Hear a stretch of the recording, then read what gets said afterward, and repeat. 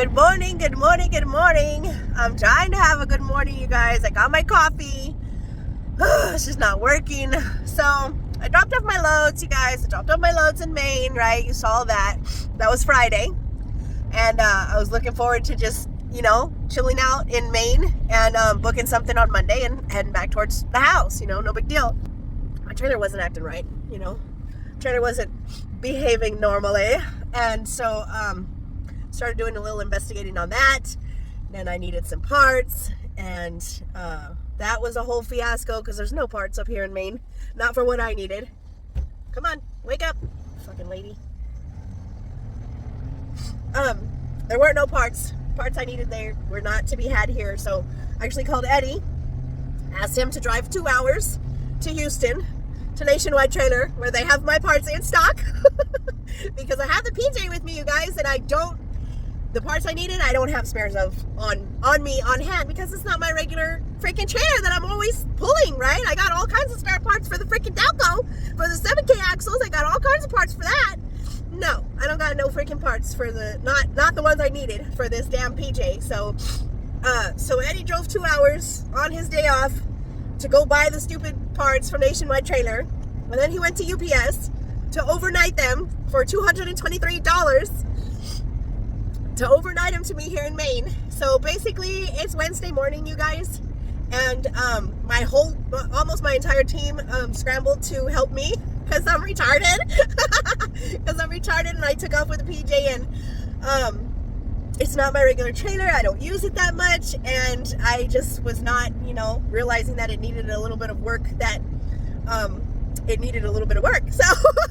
So we got that. Eddie overnighted me the parts, and I ended up deadheading Jace. Jace, thank you so much, Jace. He I don't know, 8 hours drive, I don't know.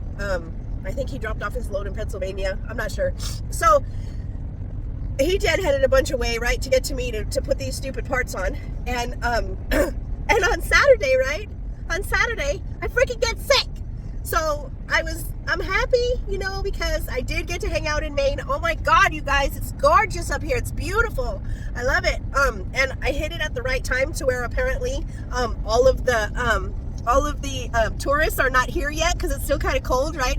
It rained. It rained Saturday and Sunday. I think some on Monday. I'm not sure. Not bad rain, but not crazy like we're getting down there in Texas, boy. But it rained a little bit, and it rained just enough, to get me sick, I guess. At first, I just thought it was allergies, so I've been popping allergy medicine. No, I've been like this for days. And but the trailer's finally behind me. Yay! My truck is filthy. I'm rested, but I don't feel right because I'm sick. So I booked these 2 loads, you guys. They're not very good. They're not very good.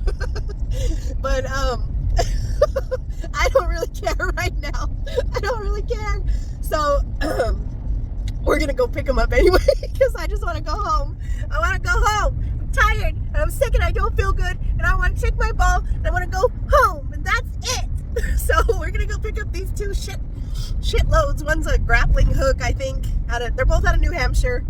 They're both going to Arkansas. And one's a grappling hook, grappler, something or other, for $1,700, and then the other one's a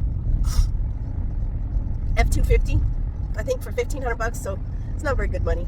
I think it's under, it's under $2 a mile, whatever it is. We'll figure it out later. But I don't feel good. I've been here way longer than I expected because of my breakdown, and I don't care. I'm ready to go home.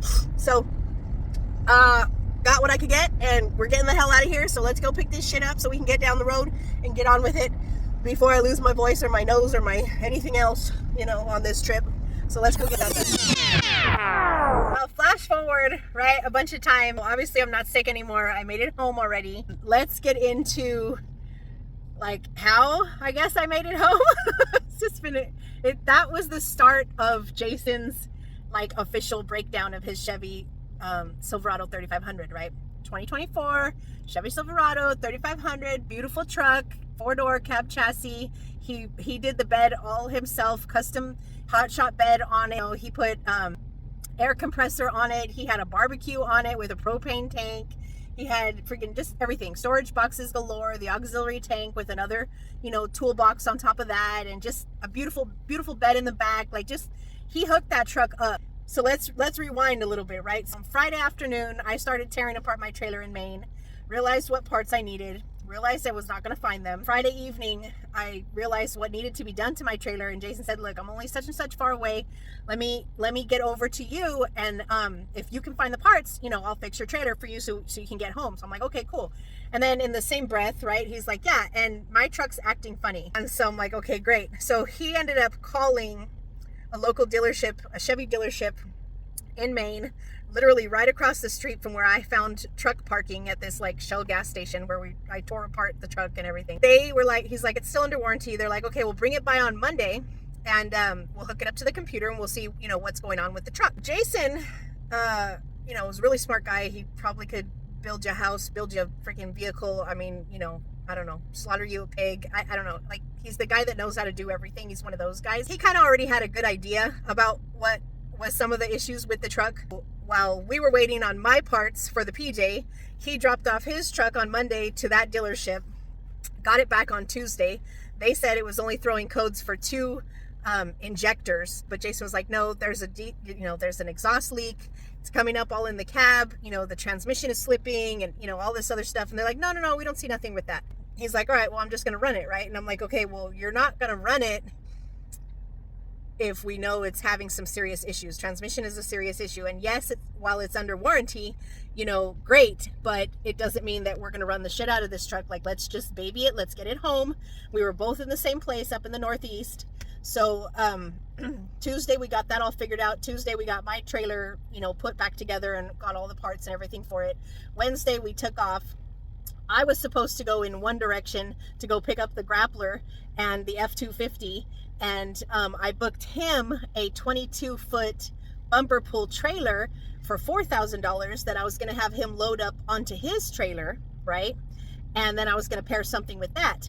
Well, we parted ways, and probably, 4 hours, less than 200 miles, he called me again, and he's like, hey, this is what the truck is doing now. And I'm just like, shit, okay, so what are we going to do? So I was like, okay. I said, well, look, this is what I told him. I said, I don't want to get so far away from you, and then you call me, and you have a fully loaded trailer, and I have a fully loaded trailer, and now your truck is busted, and it's in limp mode, or it's not going to run, or whatever.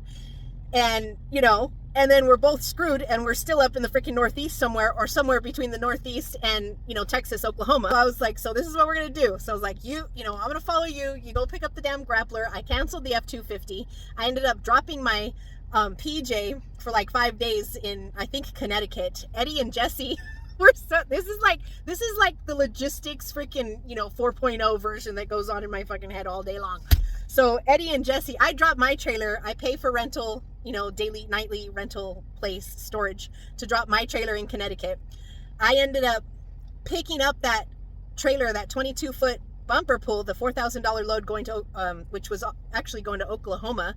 I picked that up and just threw it behind my truck. And then I made Jace went to pick up the grappler, which only took up like maybe 12 feet of deck. And Eddie and Jesse were coming up to New York with an oversized bumper pull boat behind their truck. And I told them, okay, when you drop that boat off, deadhead to Connecticut, pick up my PJ, and then they were gonna, run freight loads back to Texas or whatever to drop off my PJ. So the thought process with this was, okay, there's space on Jason's trailer. If we have to load his truck onto his trailer, we can drop the trailer or whatever somewhere and go take the bumper pull, or drop the bumper pull and take the other one or whatever. Like, at least there would be space on his trailer in order to bring his truck back if his truck, really took a major crap before we got it back to Texas. Jason lives in Oklahoma. Obviously, I live in Texas. And I told him, well, we don't want to leave your truck in frickin' Maine at the dealership to get fixed. Like, let's get it home, at least closer to home, to where you can find a dealership locally that's going to do all of the work or assess the situation, whatever, right? We proceeded, I don't know how many, two or three more days, I guess, to like basically follow each other to ensure that we would both make it home. So that's what we did, you guys. I dropped off the bumper pull in Oklahoma. He dropped off the grappler in Arkansas. His truck made it, but it was having some serious problems. The transmission temperature went up to like 250 or 255, I think. It was slipping. It was shifting hard. What else? The check engine light remained on. It had been just staying on for like a week, and she was still running, but I didn't want to load up so much freight on that trailer and so much weight to make her work harder and then end up not having to get her home and then have another problem, on our hands. So what we decided to do was play it safe. We took it slow. We, followed each other from the Northeast back home, and we took a hit. Obviously, we took a hit on the money because the grappler was $1,700 and the bumper pull trailer paid me $4,000. So that's $5,700 for 2 trucks. It's not that great. The point was that we got home safe, and between the Northeast somewhere and getting home, he decided to take the truck to a Chevy dealership in Houston. He'd already been through, this is like his 3rd Chevy truck, and so he'd already been through all of the dealerships in his area in Oklahoma, and he did not like any of them. And so Eddie and Jesse had just taken their truck to this dealership in Houston for a simple wiring problem, but their truck was brand new, so of course they're going to take it to the dealership, right? It's under warranty, so they took it to that dealership. That dealership, we thought, resolved the problem, but they were happy with the service, which is half the battle. So he decided to take it there. He dropped it off, and that's kind of lead into his story, right? With his Chevy issue. The Chevy truck still is at the dealership. This is like week 9, week 10, and major problems. Hopefully he's going to come on and talk to you guys. If not, then I'm going to do my best at trying to explain what happened and give you guys some tips. Really not to, again, the trucks, they're all going to break down, right? They're all going to break down eventually. They're all going to do it. So it doesn't matter if you want to buy Chevy or Ford or Ram, buy what you like. Get the extended warranty because something may happen, and pray that you got a unicorn like I got. My 2 trucks have been unicorns. I haven't had problems with them. That's not because I'm some genius mechanic, and I maintain them like so good. I do try to, but there have been things that I did late or that I didn't do on time or I didn't know about yet because I was brand new when I started. So this she beast has been through some shit, you guys. She's a freaking runner. But I have treated her like a workhorse. She is a mule. She has still come through for me. It's not to talk shit about Chevy, but it's to explain to you guys how this works, right? How it works with the dealership on a commercial vehicle. What's all the crap that they're going to say? What are some tips for you guys that may help save you guys some headache, some heartache, some time, some effort, some energy? In order to, hopefully save your business, because without a trailer, you're okay. You can still run power only, right? You're not going to make as much money. You're probably not going to make as much money, but if you still have your truck running, you're all right. If you got a brand new trailer and you had an issue and you have to drop it off at the dealership because it needs some warranty work and they end up keeping it for 4 weeks, well, you still have your truck, so you're probably going to be all right, right? If you don't have your truck, and of course, if you don't work for Natalie, which there's not too many of you that work for Natalie, or somebody like me, which is, again, a unicorn that has a spare truck that can allow you to use in the meantime, because that's what Jace did. He had the Gray Wolf for 6 weeks. He continued to run. He dropped off the Chevy at the dealership, and I put him in my gray truck, and we worked out a deal, and it sucked. It kind of sucked for him, but it was also a blessing for him. And the reason why I say it sucked is because he had to pay me to rent my truck, and he had to pay this, stupid payment on his truck for the damn broken, busted truck with the liars in Houston at the dealership saying, all kinds of mess to him and taking 25 extra years because they wanted to lie and cheat and do things the easy way because it's warranty work. So he spent 6 weeks in my Gray Wolf and continued to operate, which is a blessing. Otherwise, he would have had to sit at home and not generate any revenue for 6 weeks, which is a very, very scary situation, especially, when, like, this stuff never happens. It never happens when you got $100,000 in the bank and everything is gravy and it's like, no problem, I'll just buy another truck, or I got 10 grand, I'll just put a transmission in it. No, this stuff never happens. You know, I'll give you guys a little bit of backstory. Jace was in the process of purchasing a house, okay, like a commercial property. He's in the process of that, and then he's in the process of, like, I don't know, getting some surgeries and stuff, and like all this other stuff is happening in his life, and then boom, you no longer have a truck. Thank God, right? Thank God he was leased onto me, and I trusted him enough to take my truck for 6 weeks, and he maintained it. He did very well. I'm very proud of him. I'm very grateful to have him on my team.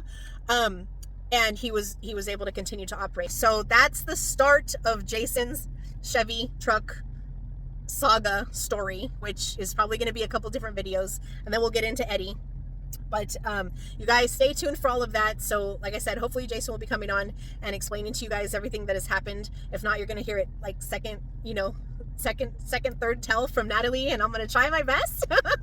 But it's always best if you hear it from the horse's mouth. So hopefully we'll get the horse on, and I'll let you guys know how everything is going. And hopefully this week he gets to pick the truck up and do a walkthrough and drive it and see how she's running. And God willing, fingers crossed, they ended up doing a good job after he had to fight with them for a long time. So you guys stay tuned, listen, wait for all the drama. It's coming, don't worry. And I'll talk to you guys soon. Be safe. Later.